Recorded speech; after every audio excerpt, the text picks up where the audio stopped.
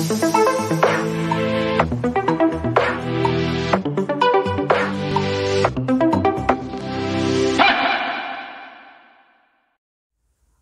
वालेकुम and hello to all students.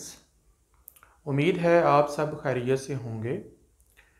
आज जो वीडियो लेक्चर मैं डिस्कस करने जा रहा हूँ इसमें हम ये सीखेंगे कि पेपर को कैसे अटेम्प्ट किया जाता है। पेपर खा बोर्ड का हो, खा स्कूल का हो, किसी भी लेवल का हो, तो उसके हवाले से मैं कुछ टिप्स जो हैं वो आपके साथ शेयर करना चाहता हूँ ताकि आपको पेपर को अटेम्प्ट करने में आसानी हो।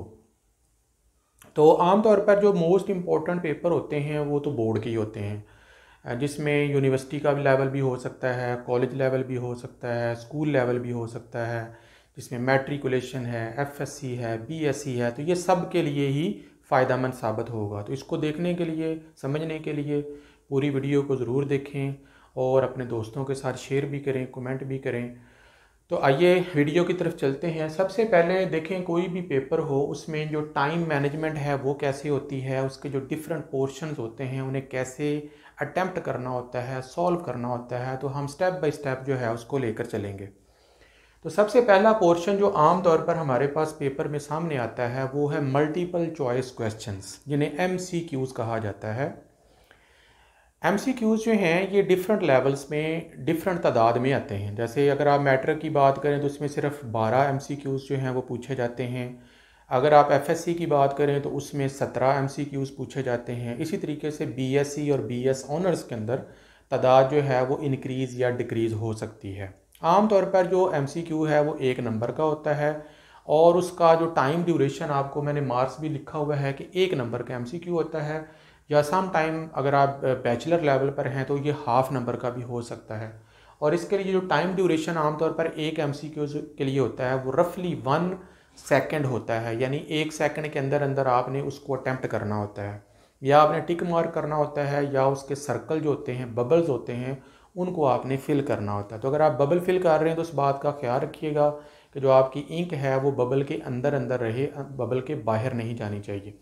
तो अगर टिक लगाना है तो आप ऑप्शन के ऊपर जो ABC है उसके ऊपर टिक मार्क करेंगे या उसको सर्कल करेंगे। कुछ स्टूडेंट क्या करते हैं, पूरी की पूरी ऑप्शन के ऊपर सर्कल कर देते हैं या उसको टिक कर देते हैं। तो ऐसा करना दुरुस्त नहीं है। ये जैसे ये ऑप्शन B है तो उसको आप टिक कर दें। अब उसके बाद सबसे पहले जब आपके पास पेपर आता है तो आप कोशिश करें कि सबसे पहले 1 मिनट या 2 मिनट के अंदर तमाम MCQs को एक दफ़ा रीड करें। एक दफ़ा रीड करें, 2 दफ़ा रीड करें, 3 दफ़ा रीड करें, लेकिन ज़्यादा टाइम ना लगाइएगा क्योंकि आपके पास टाइम जो है वो बहुत शॉर्ट है। इससे पहले कि मैं वीडियो के अगले यानी आगे मैं उसको फॉरवर्ड करूं तो मैं आपको ये बताना चाहता हूं कि जब भी आप एग्ज़ामिनेशन के लिए जाएं तो एग्ज़ामिनेशन के लिए कुछ चीज़ों का पास होना बहुत ज़रूरी है। मिसाल के तौर पर आपके पास डिजिटल वॉच होनी चाहिए ताकि आपको टाइम का अंदाज़ा हो सके। उसके अलावा आपके पास पानी की बोतल होनी चाहिए, गर्मियाँ हों तो ज़्यादा बड़ी हो और अगर सर्दियाँ हों तो फिर भी आपके पास थोड़ी सी पानी जो है वो बोतल में मौजूद होना चाहिए ताकि आप उसको वक्फे वक्फे से पी सकें। और तीसरी चीज़ जो मैं आमतौर पर अपने स्टूडेंट्स को रिकमेंड करता हूँ कि आप छोटी छोटी चॉकलेट्स या कैंडीज़ जो हैं वो ज़रूर लेके जाया करें और ड्यूरिंग द पेपर आप उन्हें चूसते रहा करें या उन्हें थोड़ा थोड़ा खाते रहा करें। उससे आपकी बॉडी में ग्लूकोज लेवल जो है वो डिक्रीज़ नहीं होगा। और चौथा जो इम्पोर्टेंट चीज़ जो आपने साथ लेके जानी है वो ये है कि आपके पास टिश्यू या रुमाल होना चाहिए, क्योंकि बाद स्टूडेंट ऐसे होते हैं जिन्हें एनजाइटी हो रही होती है, हाथों पर पसीना आ रहा होता है, लिखने में दुश्वारी हो रही होती है, चेहरे पर पसीना आ रहा होता है, तो आपके पास कोई ऐसा चीज़ नहीं होती जिससे आप क्लीन कर सकें। तो अपने पास कागज़ी रुमाल या कपड़े का रुमाल जो है वो ज़रूर पास रखें ताकि आप आसानी के साथ इन चीज़ों को मैनेज कर सकें। बाकी चीज़ें जो पेन है, मार्कर है, स्केल्स हैं, वो तो आप किसी भी जो ट्रांसपेरेंट पाउच होती है उसके अंदर लेके जाएं ताकि वो चीज़ें जो हैं वो वाज़ेह तौर पर नज़र आना शुरू हो जाएं। तो वापस आते हैं। तो आम तौर पर आप MCQs को 3-4 दफ़ा पढ़ें और जो दुरुस्त जवाब होता है आपने उसको हल्का सा किसी मार्कर या पेन के साथ, मिसाल के तौर पर यहाँ पर हल्का सा आपने निशान लगाना है, लेकिन अभी इसको फाइनलाइज़ नहीं करना। जो आपके नज़दीक सबसे बेस्ट है उसको हल्का हल्का पेंसिल के साथ टच करते जाएं ताकि लेटर ऑन आप उसको कंफर्म करके फिर उसको जो है वो फाइनलाइज़ करके बबल को सर्कल कर सकें या टिक मार्क कर सकें। जब आप सारे MCQs बार बार पढ़ लेते हैं तो उनमें से कुछ MCQs ऐसे होंगे जो आपको 100% श्योर होंगे कि आपको 100% आते हैं, और कुछ ऐसे होंगे जो थोड़ा सा डाउट पैदा करेंगे, और कुछ ऐसे होंगे जिनमें आपको 50-50 चांस होगा वगैरह वगैरह। तो एनी हो, आमतौर पर यह ख्याल ये किया जाता है कि जब आपके पास MCQ आएगा तो आपने से उसमें से दुरुस्त की निशानदेही करनी है, लेकिन मैं समझता हूँ कि हमने उनमें से एलिमिनेशन रूल के मुताबिक जो गलत हैं उनको रिमूव करना है, और आखिर पर जो ऑप्शन बचेगा वो दुरुस्त ऑप्शन होगा। मिसाल के तौर पर अब मैंने आपके सामने 3 MCQs जो हैं वो बनाए हैं, सिंपल भी हैं, थोड़े से कॉम्प्लेक्स भी हैं। मिसाल के तौर पर मेरे पास पहला MCQ है, microscopic study of tissues. Tissues की जो स्टडी होती है उसे क्या कहते हैं। आगे मेरे पास 4 ऑप्शन हैं। ए में है साइटोलॉजी, बी में है माइक्रोबायोलॉजी, सी में है एनाटोमी, और डी में है हिस्टोलॉजी। अब मुझे नहीं पता कि इनमें से दुरुस्त कौन सा है, तो लिहाजा मैं अपने दिमाग को चलाऊंगा और अपनी स्टडी के मुताबिक फ़ैसला करूंगा। साइटोलॉजी मुझे सर ने बताया था कि साइटोसेल को कहते हैं, तो लिहाजा ये तो सेल हो गया, तो टिश्यूज़ तो ना हुआ, लिहाजा सेल को मैं ये जो ऑप्शन है इसे एलिमिनेट कर देता हूँ। दूसरी ऑप्शन आ जाती है माइक्रोबायोलॉजी। माइक्रोबायोलॉजी मुझे सर ने बताया था कि माइक्रो छोटे छोटे जानदार होते हैं, उनकी स्टडीज़ को माइक्रोबायोलॉजी कहते हैं, लिहाजा ये मेरा ऑप्शन जो है ये भी नहीं बनता। बाकी ऑप्शन बच गई 2। अब इनमें आपको कन्फ्यूजन है एनाटॉमी और हिस्टोलॉजी। आप उसको बारे में सोचते हैं, गौर करते हैं, तो बाद में आपको ये बात याद आती है कि सर ने बताया था कि एनाटॉमी जो है ये तो इंटरनल स्टडी ऑफ टिश्यूज़ है, इंटरनल स्टडीज़ ऑफ ऑर्गन है, लिहाजा ये भी ऑप्शन नहीं बच जाती। तो जब 3 ऑप्शन ख़त्म हो जाती हैं जिनको आप रिजेक्ट कर देते हैं, तो फिर आपके पास चौथी ऑप्शन बच जाती है जिसको आप आसानी के साथ जो है वो टिक मार्क कर सकते हैं या बबल को फिलअप कर सकते हैं। उसके बाद हम आते हैं दूसरे MCQs की तरफ। इसमें क्या है, this is not a terpenoid. अब उसमें 4 ऑप्शन दी हुई हैं और उनमें वो कह रहा है कि 3 कोई ऐसी चीज़ ऐसी है, एक ऐसी है जो टर्पिनॉइड नहीं है।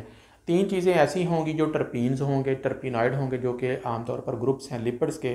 तो आपको सबसे पहले तो ये देखना होगा कि आपकी स्टडी का लेवल क्या है। जब भी आप MCQs पढ़ना चाहते हैं, स्टडी अटैम्प्ट करना चाहते हैं, तो बेसिकली ये होता है कि आप थारोली स्टडी करते हैं, एक एक लाइन को पढ़ते हैं, आपके कॉन्सेप्ट क्लियर होने चाहिए, तब जाकर आप MCQs को 100% अटैम्प्ट कर सकते हैं। अब यहाँ पे 4 ऑप्शन दी हुई हैं, रबर, टर्पीन्स, स्टीरॉयड्स और वैक्सेस। अब आपने पढ़ा होगा कि जो वैक्सेस होते हैं ये तो बिल्कुल ही एक अलग ग्रुप है जो कि हमारे टर्पिनॉइड्स के साथ मैच ही नहीं होता, और बाकी जो ग्रुप हैं जैसे रबर है, टर्पीन्स है, उसके नाम भी उसके साथ मिलता है टर्पिनॉइड्स के साथ, और स्टीरॉयड्स हैं, ये आमतौर पर ऐसे ग्रुप ऑफ मॉलिक्यूल्स हैं जिन्हें आप आसानी से एलिमिनेट कर सकते हैं। तो आपके जहन में फौरी तौर पर क्लिक होगा कि ये वैक्सीज हैं, ये एक ऐसा ग्रुप ऑफ कंपाउंड है जो टर्पिनॉइड के साथ मैच नहीं करता, लिहाजा आप आसानी के साथ उसे भी सिलेक्ट कर सकते हैं और टिक कर सकते हैं, टिक मार्क कर सकते हैं। आपको अगर डाउट हो तो आप थोड़ा सा इसको निशान लगा कर लीव भी कर सकते हैं और लेटर ऑन जो है इसको अटैम्प्ट कर सकते हैं। अब तीसरे नंबर पर एक और MCQs मैंने डेवलप किया है, लेकिन ये बहुत ही कन्फ्यूजन है, बहुत कन्फ्यूजन है। इसके लिए आपको 100% थारोली स्टडी करनी पड़ेगी। ये MCQs है, which one is an insect. वो पूछ रहा है कि इनमें से कौन सा जानदार ऐसा है जो इंसेक्ट है, यानी कीड़े मकोड़ों में आता है। अब यहाँ पर सारी की सारी उन्होंने मछलियाँ दे दी हैं। मिसाल के तौर पर हैग फ़िश, ये भी मछली है, स्टार फिश, ये भी मछली है, सिल्वर फिश, ये भी मछली है, कटल फिश, ये भी मछली है। लेकिन एक जो जोलॉजिस्ट होता है, एक बायोलॉजिस्ट जो होता है, जब उसकी स्टडी अच्छी हो तो वो ये जानता है कि ये सारी मछलियाँ नहीं हैं। तो आपको ये सोचना पड़ेगा, अपने दिमाग को लड़ाना पड़ेगा कि इसमें से इंसेक्ट कौन सा है। मिसाल के तौर पर मैं अगर आपको बात करूँ स्टार फिश की, तो star fish is not an insect. Even star fish जो है ये एक मछली भी नहीं है, ये एक फाइलम इकाइनोडर्मेटा से बिलोंग करने वाला एक इनवर्टिब्रेट है, लिहाजा इसको मैं फौरी तौर पर रिजेक्ट कर देता हूँ क्योंकि ये उसके अंदर ऑप्शन नहीं आती। उसके बाद फिर बाकी 3 ऑप्शन बच जाती हैं, उसमें से हैग फ़िश। फिर मेरा नॉलेज कहता है कि हैग फ़िश जो है ये एक लंबी सी मछली होती है जो सांप की तरह होती है, तो ये तो मछली है डेफिनेटली, तो इसको भी मैं एलिमिनेट कर देता हूँ। तो याद रखिएगा एलिमिनेशन रूल जो है वो फॉलो करेंगे तो कामयाबी के इम्कानात बढ़ जाएंगे। उसके बाद आगे 2 ऑप्शन बच जाती हैं, सिल्वर फिश और कटल फिश। अब सिल्वर फिश आपने कभी सुना ही नहीं होगा कि सिल्वर फिश भी कोई होती है। तो कटल फिश जो है उसका आपने नाम सुना हुआ है कि ये फाइलम मोलस्का से बिलोंग करती है, इसका शायद स्ट्रक्चर भी आपने देखा हो। तो तो एट दी एंड आप कटल फिश को भी एलिमिनेट कर लेंगे, बाकी आपके पास सिल्वर फिश बच जाएगा। लिहाजा आप सिल्वर फिश को जो है वो टिक मार कर देंगे, तो ये आपका ऑप्शन जो है वो क्लियर हो जाएगा। तो इस तरीके से हम एलिमिनेशन रूल के ज़रिए और अपने रीजनिंग और अपनी जो IQ लेवल है उसके मुताबिक MCQs को सॉल्व करते हैं। इसके लिए थॉरली नॉलेज का होना बहुत ज़रूरी है कि आपने लेक्चर जो है उसे अच्छे तरीके से स्टडी किया हो, रीडिंग की हो और एक एक लाइन टू लाइन जो है उसको पढ़ा हो। इवन जो डायग्राम्स के नीचे रेड लाइंस या प्रोमिनेंट येलो बॉक्सेस होते हैं या पैचेस होते हैं या पिंक कलर के या कोई भी, हर एक एक लाइन को जब तक आप रीड नहीं करेंगे आप 100% MCQs को अटैम्प्ट नहीं करते। फिर आगे लकीली हमारे पास कुछ MCQs आसान आ जाते हैं जो हम आसानी से कर सकते हैं, कुछ ऐसे होते हैं जो हम मुश्किल से करते हैं। तो any how good luck with the MCQs। और अगर आपको समझ नहीं आ रही कि 12 के 12 या मेरे सारे के सारे MCQs जो हैं वो मुझे नहीं समझ आ रही, तो फिर आपके पास एक ही हल बच जाता है, या तो आप किसी से हेल्प ले लें, या अगर आप हेल्प लेंगे तो उसमें भी 50-50 चांस हैं कि जिससे आप हेल्प ले रहे उसको भी कोई MCQ नहीं आता और वो सारी ऑप्शन आपको गलत लगवा दे। फिर एक और हल बच जाता है कि आप सारी MCQs में जो एक ऑप्शन है उसको टिक कर दें। मिसाल के तौर पर सारी A उनको टिक कर दें या सारे B को टिक कर दें, तो उनमें से कुछ जो हैं MCQs जो हैं वो दुरुस्त होने के चांसेस जो हैं वो बन सकते हैं। बाकी इसकी जो एबिलिटी है वो आपके स्टडी के लेवल के ऊपर है। तो दूसरे नंबर पर हम आते हैं। तो दूसरे नंबर पर आमतौर पर जो पेपर का पोर्शन होता है वो है शॉर्ट क्वेश्चन। अभी याद रखिएगा स्टूडेंट जो हैं वो 2-3 एग्ज़ाम के, बल्कि बहुत सारे एग्ज़ाम के होते हैं। सबसे पहले बहुत ही इंटेलिजेंट स्टूडेंट जिनका IQ लेवल बहुत ज़्यादा होता है। दूसरे नंबर पर आते हैं जो कि एक नंबर भी लूज़ नहीं करना चाहते। दूसरे नंबर पर आते हैं मीडियोकर, जिनका मकसद होता है कि हम अच्छे नंबरों से पास हो जाएं। और तीसरे नंबर पर होते हैं पुअर स्टूडेंट, उनको ये होता है कि हम किसी तरीके से बस पास हो जाएं। और एक आखिरी लेवल होता है, उनको इससे कोई गरज नहीं होती कि हमारा पेपर अच्छा होता है या बुरा होता है, हम पास होते हैं या फेल होते हैं, उनके ऊपर कोई फ़र्क नहीं पड़ता। तो ये हर क्लास में जैसे 5 उंगलियां बराबर नहीं होती, इसी तरीके से हर स्टूडेंट का अपना अपना लेवल होता है। तो आप जिस तरह के भी स्टूडेंट हैं आपने उसी हिसाब से चलना है। लेकिन मैं आपको इम्पॉर्टेंट चीज़ ये बता देता हूँ कि आप किसी भी लेवल के स्टूडेंट हों, नंबर हासिल करने का बेस्ट वे जो है वो है रट्टा। व्हाट इज़ रट्टा? रट्टा इज़ लर्निंग। लर्निंग बार बार बार बार पढ़ने के बाद याद करने का नाम रट्टा है। अब कुछ लोगों का लेवल जो है IQ लेवल इतना ज़्यादा होता है, वो एक लाइन को एक दफ़ा पढ़ते हैं वो उन्हें अजबर हो जाती है, याद हो जाती है। कुछ लोग जो हैं उसे 5 दफ़ा पढ़ते हैं तब याद होती है, कुछ लोग उसको 10 दफ़ा पढ़ते हैं तब याद होती है, और कुछ लोग ऐसे होते हैं जिन्हें 20 दफ़ा भी पढ़ने से वो याद नहीं होती। तो ये हर इंसान का अपना लेवल है, हम उसको चेंज नहीं कर सकते क्योंकि ये जेनेटिकली होता है। तो एनी हो, रट्टा लगाएंगे, लाइन टू लाइन याद करेंगे तो आपको चीज़ें अजबर होंगी, और जितनी ज़्यादा अजबर होंगी उतना ज़्यादा अच्छे तरीके से आप पेपर अटैम्प्ट कर सकेंगे। MCQs में तो रट्टा नहीं लग सकता, लेकिन शॉर्ट क्वेश्चन जो हैं छोटे छोटे, आप उनको आसानी के साथ रट्टा लगा के 2-2 3-3 लाइन के आंसर होते हैं, उनको आप आसानी से अटैम्प्ट करके अच्छे नंबरों से पास हो सकते हैं। मिसाल के तौर पर अगर आप मैट्रिक के स्टूडेंट हैं तो 12-15 MCQs आप 15 जो हैं वो शॉर्ट क्वेश्चन करने हैं, तो अगर आप 15 शॉर्ट क्वेश्चन अटैम्प्ट कर लें तो आपको 30 नंबर, आप पासिंग मार्क्स ले लेते हैं। इसी तरीके से अगर आप FSC के स्टूडेंट हैं, आपने 22 शॉर्ट क्वेश्चन अटैम्प्ट करने हैं, 2 नंबर का शॉर्ट क्वेश्चन होता है, 44 नंबर, और हल्के फुल्के बाकी नंबर लेके आप 50-60 नंबर आसानी के साथ अचीव कर सकते हैं। तो आप कोई भी ऐसी बुक ले सकते हैं बाज़ार से जिसमें उन्होंने शॉर्ट क्वेश्चन जो हैं विद आंसर दिए हों, आप सिर्फ उनको ही तैयार करके अच्छे नंबरों से कन्फर्म जो है वो पास हो सकते हैं। अब शॉर्ट क्वेश्चन की जब हम बात करते हैं तो शॉर्ट क्वेश्चन जो है ये एक जो है आमतौर पर 2 नंबर का होता है, लेकिन अगर आप बैचलर लेवल पर हैं तो ये 1 नंबर का भी हो सकता है, लेकिन मैट्रिकुलेशन और FSC में ये 2 नंबर का होता है। और एक शॉर्ट क्वेश्चन को सॉल्व करने के लिए आपके पास 3 मिनट या 3 से थोड़े से ज़्यादा मिनट होते हैं, क्योंकि कुछ टाइम आपने रीडिंग पे भी लगाना होता है। तो एनी हाउ 3 मिनट के अंदर अंदर एक शॉर्ट क्वेश्चन बहुत आसानी के साथ अटैम्प्ट हो सकता है, आप अगर चाहें तो कर सकते हैं। तो सबसे पहले आप क्वेश्चन का नंबर लिखेंगे, शॉर्ट क्वेश्चन में कौन सा पोर्शन है, उसके बाद आप उसमें से कौन सा क्वेश्चन सॉल्व करते हैं। आमतौर पर एक क्वेश्चन के अंदर से आपने कुछ क्वेश्चन अटैम्प्ट करने होते हैं, जैसे 5 भी हो सकते हैं, 6 भी हो सकते हैं, 8 भी हो सकते हैं। तो आप जिस क्वेश्चन को शुरू करेंगे पहले आपने उसके तमाम क्वेश्चन जो हैं वो सॉल्व करने हैं। मिसाल के तौर पर मैं 7वें नंबर वाला क्वेश्चन जो है वो लिखने जा रहा हूँ, क्योंकि ये मुझे आसान लगता है और ये छोटा सा है।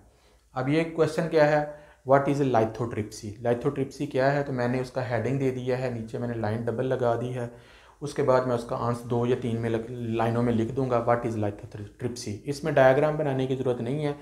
डायग्राम शॉर्ट क्वेश्चन में सिर्फ उसी सूरत में बनाते हैं जब डायग्राम का पूछा जाए। मिसाल के तौर पर वो एग्जामिनर पूछता है draw and label structure of neuron, फिर आप न्यूरॉन का स्ट्रक्चर बना दें, 2 नंबर का वो बन जाएगा। Draw and label structure of kidney, वो बना दें। तो डायग्राम आमतौर पर शॉर्ट क्वेश्चन में नहीं बनाई जाती जब तक उसको पूछा ना जाए, क्योंकि इतना हमारे पास टाइम ही नहीं होता। अब 2 या 3 मिनट में आपने क्वेश्चन का नंबर भी लिखना है, उसका पोर्शन भी लिखना है, हेडिंग भी देना है, और फिर आगे उसका आंसर भी लिखना है, और फिर एंड के ऊपर उसकी लंबी लाइन भी लगाकर उसको वाइंड अप भी कर देना है।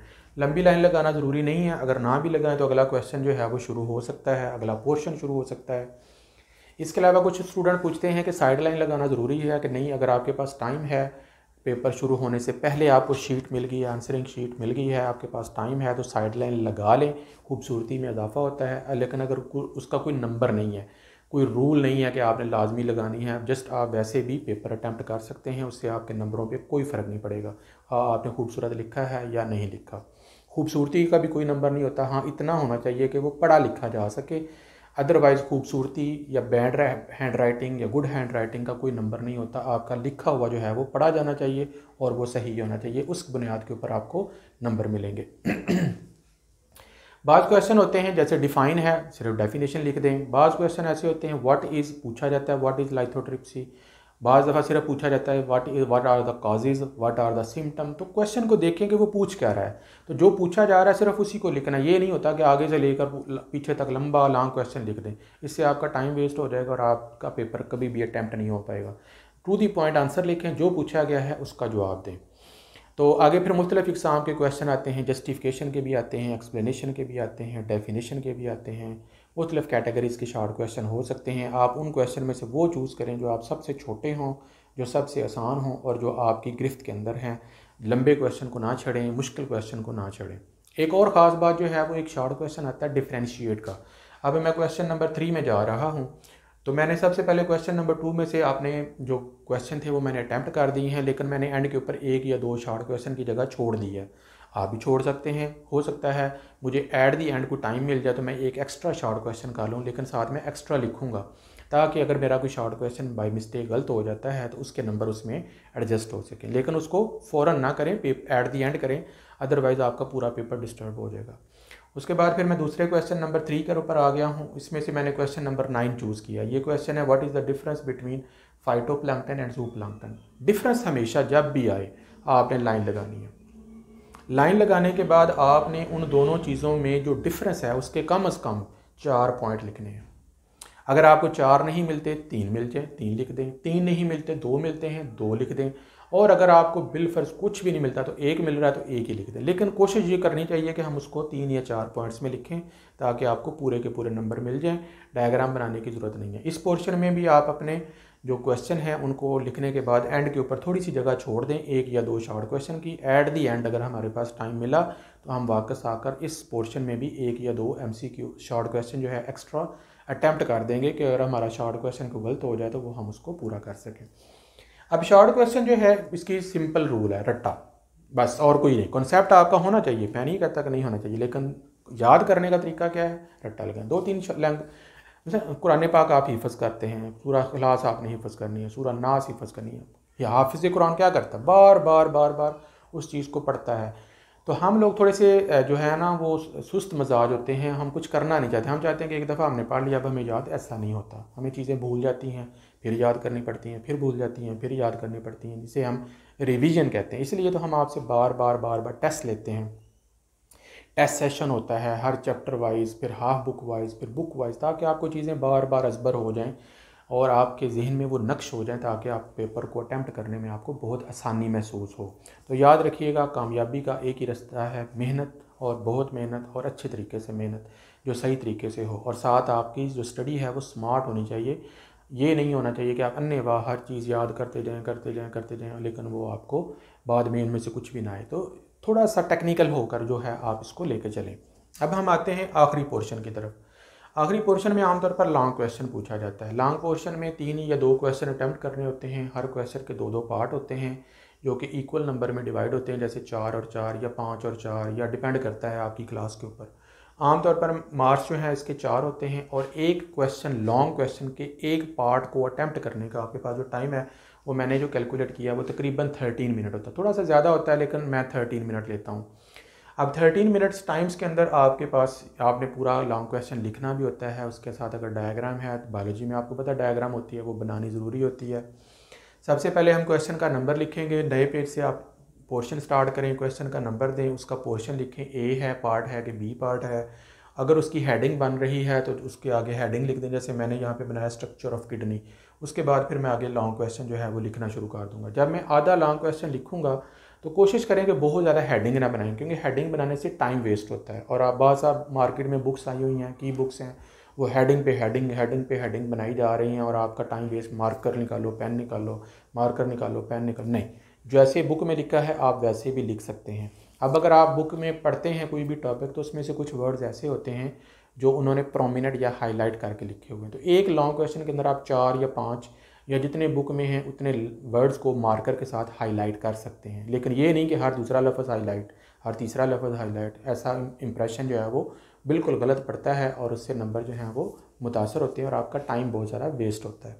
तो स्ट्रक्चर ऑफ किडनी में मैंने क्या किया कि आधा लॉन्ग क्वेश्चन लिख लिया, ये लाइनें मैंने लगाई हैं। लिखने के बाद अब मैंने क्या किया, डायग्राम बना दिए किडनी की, क्योंकि स्ट्रक्चर पूछा गया उसके साथ डायग्राम मस्ट होती है, इसका नंबर होता है। उसने कहा कि लेबल भी करना है तो इसके साथ मैंने लेबलिंग भी कर दी है। डायग्राम बनाने के बाद मैंने उसके इर्द गिर्द एक बॉक्स बना दिया। उससे आप इसकी खूबसूरती का अंदाज़ा लगा लें, बहुत ज़्यादा इंक्रीज़ हो जाती है और इम्पैक्ट बहुत ज़्यादा अच्छा पड़ जाता है। उसके बाद फिर आप बाकिया मानदा जो टॉपिक का मवाद है वो लिख दें, लाइन लगाएं और फिर अगला बी पार्ट जो है उसको लिख दें। तो हर क्वेश्चन लॉन्ग क्वेश्चन के 2 पोर्शन होते हैं। थर्ड आपके पास घड़ी होनी चाहिए, आप टाइम नोट करें जितने टाइम में आप 13 मिनट आपके इस क्वेश्चन के लिए थे तो आपका 30 मिनट पूरे हो गए। अब इसको छोड़ दें। अगर आपका ये रह गया है तो एंड के ऊपर जितना रह गया थोड़ी सी लाइनें छोड़ के अगला लॉन्ग क्वेश्चन स्टार्ट कर दें, क्योंकि आप वापस आ सकते हैं एट दी एंड अगर आपके पास टाइम मिल गया तो।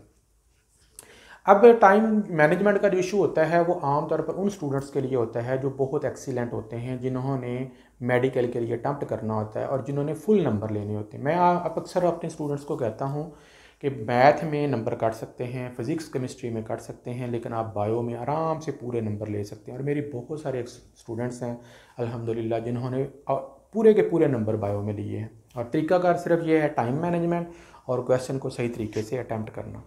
अब उसका तरीकाकार क्या होता है कि आपके पास मार्कर है, मार्कर का भी यूज़ होना है, आपके पास पेन है उसका भी यूज़ होना है। तो अगर आप अच्छे स्टूडेंट्स में हैं और आप अपना टाइम वेस्ट नहीं करना चाहते तो मार्कर को कभी भी बंद ना करें। मार्कर को खोलें, अपना लेफ़्ट हाथ, अगर आप दाएं हाथ से लिखने वाले हैं तो अपने लेफ़्ट हैंड को खोल लें और उसकी जो उंगलियों के दरमियान ऐसे मार्कर को फंसा लें। एक में पेन जो है वो मौजूद होगा, एक में स्केल मौजूद होगा। आप बैठे लिख रहे हैं, कोशिश करें अपराइट रहें। ऐसे झुक के पेपरों के नज़दीक लिखने से आपके जो मसल हैं वो थकावट का शिकार हो जाते हैं, इसलिए कोशिश करें कि आप अपराइट रखें और लिखना शुरू कर दें। उसके बाद आपने मार्कर का इस्तेमाल करना है, पेन को यहाँ पे डाल दें, मार्कर निकाल लें, फिर उसके बाद पेन को मार्कर को रख दें, पेन निकाल लें। यानी आपके पास इतना टाइम नहीं, मतलब कुछ स्टूडेंट होते हैं ऐसे पेन बंद कर दिया, 10 मिनट इसमें लगा दिए आहिस्ता आहिस्ता आहिस्ता, और फिर उसके बाद मार्कर खोल लिया, फिर उसके बाद पेन खोल लिया, फिर उसके बाद मार्कर। तो वो चीज़ें जो हैं द वेस्टेज ऑफ टाइम। तो फिर आप अच्छे स्टूडेंट्स में शुमार नहीं होते, आपने जस्ट एवरेज नंबर लेकर पास होना है। तो फिर एट दी एंड मैं वही बात करूँगा कि हमारे यहाँ कैटेगरीज़ हैं स्टूडेंट्स की, तो आप अपने आप को किस कैटेगरी में फॉल करते हैं और किस कैटेगरी के मुताबिक आप पेपरों की तैयारी लेके जाते हैं, कैसे आपने अटैम्प्ट करना है। हर स्टूडेंट इस लेक्चर से, इस वीडियो से रहनुमाई हासिल कर सकता है। अगर आप बहुत अच्छे स्टूडेंट हैं, अपने टाइम को मैनेजमेंट करें, घड़ी पास रखें, एक एक क्वेश्चन का हिसाब रखें, तो आप आसानी के साथ सारा पेपर अटैम्प्ट कर लेंगे। और अगर आप मिस मैनेजमेंट करेंगे, घबरा जाएंगे, तो ये देखिए मैंने आपको बताया साथ साथ पानी भी पीना है आपने, साथ साथ थोड़ी सी चॉकलेट भी खाते रहें, कैंडीज़ भी खाते जाएँ, अपने पसीने को साफ़ करें, हाथों के, चेहरे के, अपने आप को रिलैक्स रखें और किसी किस्म की घबराहट का शिकार नहीं होना। पेपर को बार बार रीड करें और एट दी एंड अगर आपको टाइम मिले तो ज़रूर एक दफ़ा पेपर को रीड करना चाहिए। उससे कोई गलती जो है उसकी निशानदेही हो जाती है और चांसेस जो हैं वो डेवलप हो जाते हैं। लेकिन इसमें जो हमारे पास शॉर्ट क्वेश्चन होते हैं और लॉन्ग क्वेश्चन होते हैं उसके पास के लिए तो हमारे पास इनफ टाइम होता है, शीट भी हमारे पास होती है, क्वेश्चन पेपर भी हमारे पास होता है, हम इजीली मैनेज कर सकते हैं। सबसे जो मुश्किल काम होता है वो MCQs होता है, क्योंकि उसके बाद आपसे जो बबल शीट है वो ले ली जाती है और आपके पास एक लिमिटेड टाइम के अंदर आपने इसको अटैम्प्ट करना होता है, लिहाजा ये मोस्ट इंपॉर्टेंट आपका पोर्शन होता है पेपर को। इसको ज़रा ध्यान से एक्यूरेटली अच्छे तरीके से एलिमिनेशन रूल के ज़रिए जो है वो आप इसको अटैम्प्ट करें। तो good luck with the upcoming papers, और मेरी भी दुआ है कि अल्लाह ताला आपको बहुत सारी कामयाबियाँ अता फ़रमाए और आपको अच्छी अच्छी मनाज़िल, अच्छी अच्छी जो आपके फील्ड हैं उन तक पहुँचाए। लेकिन आप भी थोड़ा सा अपनी जो सोशल एक्टिविटीज़ हैं उनको कम करें। मिसाल के तौर पर बहुत ज़्यादा मोबाइल का इस्तेमाल, हर वक्त सोशल मीडिया, टिकटॉक है, फेसबुक है, ट्विटर है और इस तरीके की ऐप्स हैं, ये आपको डाइवर्ट कर रही हैं। ज़रूर देखें, मैं ये नहीं कहता कि आप ना देखें, गेमें भी खेलें, लेकिन अपनी टाइम स्टडी को ज़रूर दें। अगर आप अच्छे स्टूडेंट हैं 2 घंटे, 4 घंटे, 6 घंटे, लिमिट कोई नहीं है, 8 घंटे, 16-16 घंटे भी बच्चे पढ़ते हैं। आप अपना देखें कि मैं कितनी जल्दी काम कर सकता हूँ। एटलीस्ट हर सब्जेक्ट को 1-1 घंटा ज़रूर दें। नमाज साथ पढ़ें, अपने आप को फ्रेश रखें, थोड़ा सा खेला भी करें। ये नहीं कि हर वक्त पढ़ाई पढ़ाई पढ़ाई, नहीं, थोड़ी सी क्रिकेट खेल लें, कोई आपकी फेवरेट गेम है उसको खेल लें, बहन भाइयों के साथ बैठ जाएँ। तो ये छोटी छोटी टिप्स हैं जो साथ साथ ज़िंदगी के चलती हैं। कुछ लोग जो हैं किताबी कीड़ा बन जाते हैं, नहीं जी हर वक्त पढ़ती जाना पड़ता, पहले स्कूल जा रही हैं, फिर एकेडमी जा रही हैं, फिर प्राइवेट ट्यूटर आ रहा है, सारा दिन ऐसे काम में लगे। भाई अल्लाह के बंदे, आप सिर्फ स्कूल जाओ या कॉलेज जाओ, बाकी अपना टाइम पढ़ाई में लगाओ। ऐसे ही हमने एक ट्रेंड बनाया हुआ है, नहीं जी पहले स्कूल जाना है, फिर उसके बाद एकेडमी जाना है, फिर उसके बाद प्राइवेट ट्यूटर है, सारा दिन इसी में काम में गुजर जाता है, उनको तैयारी का मौका नहीं मिलता। आप चूज़ कर लें, अगर आपने एकेडमी रखनी है फिर स्कूल छोड़ दें, और वही टाइम आप घर में आप उसकी तैयारी करें जो आपने पढ़ा है। स्कूल जा रहे हैं, आपको अच्छे लेक्चर मिल रहे हैं, शाम के टाइम आप घर में बैठ कर उसको तैयारी करें। तो हमने अपने पेरेंट्स के ऊपर भी बोझ डाला हुआ है बहुत ज़्यादा फ़ीसों का, एकेडमी की फ़ीसें, ट्यूशन की फ़ीसें, स्कूल की फ़ीसें। नहीं, ऐसे नहीं। आप चाहें तो अपना और अपने माँ बाप का भी भला कर सकते हैं। मैं हाज़िर हूँ, मुझसे किसी किस्म की आपको हेल्प चाहिए हो, रहनुमाई चाहिए हो, एनी टाइम आप मुझसे व्हाट्सएप के ऊपर पूछ सकते हैं। बाकी फिर इंशाल्लाह नेक्स्ट लेक्चर के साथ आपके साथ मुलाकात होगी, तब तक के लिए अल्लाह हाफ़िज़।